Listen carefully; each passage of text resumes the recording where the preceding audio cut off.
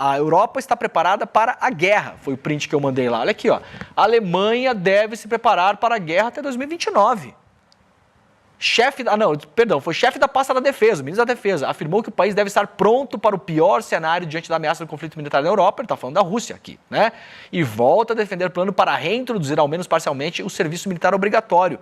A Europa está criando um clima de guerra. Há uma preocupação europeia também, porque os exércitos nacionais europeus, os grandes, hoje você pode colocar Inglaterra, Alemanha e França um pouco menos. O exército italiano e daí para baixo é só para baixo.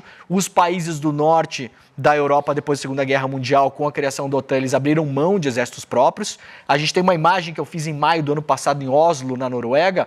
Os Estados Unidos aportaram o maior porta-aviões do mundo, Gerald Ford, tá aí, ó, esse vídeo foi feito por mim, ó. Isso aí é no fiord de Oslo, gente. Isso é no canal de Oslo. Isso aí está em linha reta, talvez a 400 quilômetros da fronteira com a Rússia. Isso aqui é uma ameaça de guerra. Então a Europa não está nesse momento focada em discutir a paz com as pessoas na mesa. A Europa está focada em angariar apoio para botar a sua máquina de guerra em funcionamento e junto, claro, a máquina dos Estados Unidos. Isso aqui não por acaso está na Noruega. A Noruega, repito, tem exército, mas não tem um exército capaz de defender, tem fronteira seca com a Rússia, lá no extremo norte, depende da OTAN, depende dos Estados Unidos, depende dessa máquina rodando. Então não é Brasil não assina tratado de paz. Claro. Essa manchete é falsa, ela é errada. Totalmente, a questão é muito mais concordo, a análise é perfeita, concordo, a questão é infinitamente mais complexa do que isso. Tem, em relações internacionais, Demori, tem o que se convencionou chamar de armadilha de Tucídides. O que é a armadilha de Tucídides? Desde a Guerra do Peloponeso, isso.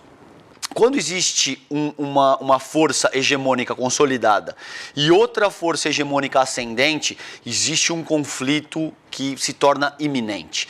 A gente está vivendo isso.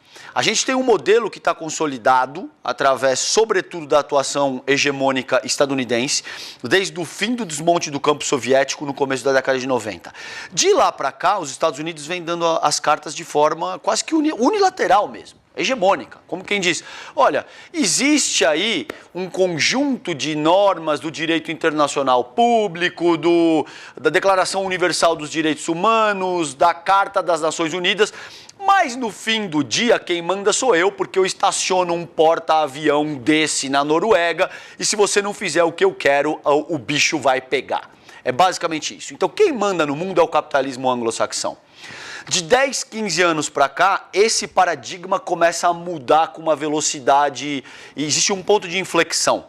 E você começa a estruturar outras forças hegemônicas, sobretudo com a liderança da China, da parceria China e Rússia, que passam a questionar isso. Passam a questionar o dólar como moeda internacional, passam a questionar o poder internacional bélico dos Estados Unidos.